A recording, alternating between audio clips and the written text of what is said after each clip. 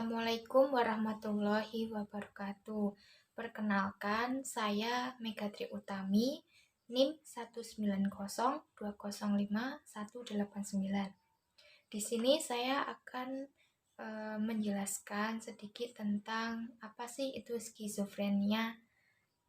Skizofrenia yaitu gangguan mental kronis yang menyebabkan penderita mengalami delusi, halusinasi, pemikiran kacau, dan perubahan perilaku, atau penderita sulit membedakan antara kenyataan dengan pikiran sendiri.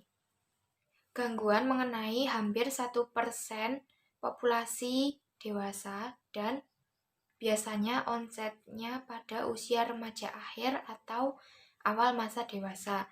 Pada laki-laki yaitu antara 15 sampai 25 tahun dan pada perempuan antara 25 sampai 35 tahun. Hampir 10% dari pasien skizofrenia melakukan bunuh diri dan lebih banyak perempuan yang mengalami skizofrenia pada usia lanjut daripada dengan laki-laki. Etiologi skizofrenia. Para peneliti berhasil menemukan faktor-faktor penyebab pada skizofrenia, yaitu yang pertama faktor biologis, yang kedua faktor genetik, yang ketiga faktor biokimia, dan yang keempat adalah faktor psikososial. Yang pertama, faktor biologis. Dasar neuropatologis atau penyakit pada sistem saraf pada skizofrenia ada di sistem limbik atau di atas batang otak dan di dalam otak besar. Dan adanya pengurangan volume otak akibat penurunan densitas atau massa jenis seperti akson, dendrit, dan sinapsis. Yang kedua adalah faktor genetik. Populasi umum dengan prevalensi 1%, saudara kandung 8%, salah satu orang tua yang menderita 12%, kedua orang tua menderita 40%, kembar heterozigot 12%, dan kembar monozigot 47%.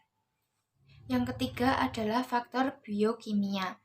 Skizofrenia berasal dari ketidakseimbangan kimiawi otak atau neurotransmitter, yaitu kimiawi otak yang memungkinkan neuron-neuron berkomunikasi satu sama lain.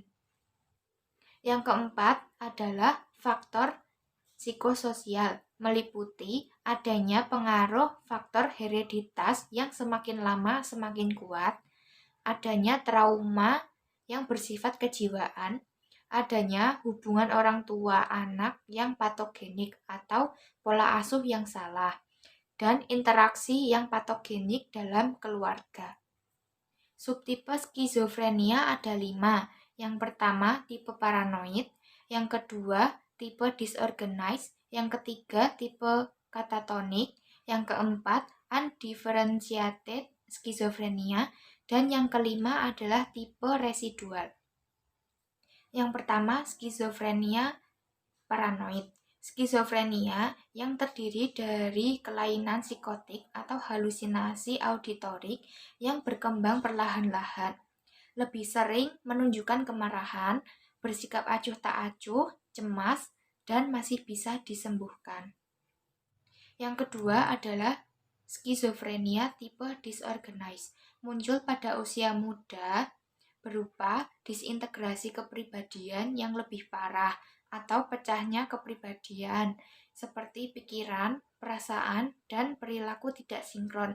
Contohnya menceritakan kesedihan dengan tertawa, menceritakan kegembiraan dengan menangis tersendu-sendu, dan itu dilakukan secara permanen. Yang ketiga adalah skizofrenia tipe katatonik. Skizofrenia di mana pasien sering kehilangan kesadaran terhadap realita atau psikosis atau keadaan mental yang terganggu karena delusi atau halusinasi, gaduh gelisah atau katatonik, menarik diri dari lingkungan sosial, lebih senang menyendiri, dan tidak melakukan interaksi dengan orang lain. Yang keempat adalah undifferentiated schizophrenia. jenis yang paling banyak dialami oleh para penderitanya.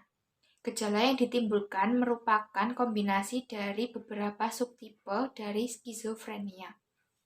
Yang terakhir adalah skizofrenia tipe residual. Gejalanya, penderita ingin berbuat sesuatu yang dapat menyakiti dirinya sendiri. Bila hal itu tidak berhasil dilakukan, mereka mencoba untuk bunuh diri. Pengobatan skizofrenia yang pertama, terapi obat-obatan seperti antipsikotik tradisional atau neuroleptics, yaitu mengatasi agresif, labilitas emosi, dan lebih aman. Yang kedua, elektroterapi konvulsi atau ECT atau terapi kejang listrik atau terapi elektroshock. Dan yang ketiga, terapi psikososial yang terdiri dari terapi kelompok dan terapi keluarga. Sekian penjelasan dari saya. Apabila ada kesalahan, mohon maaf. Wassalamualaikum warahmatullahi wabarakatuh.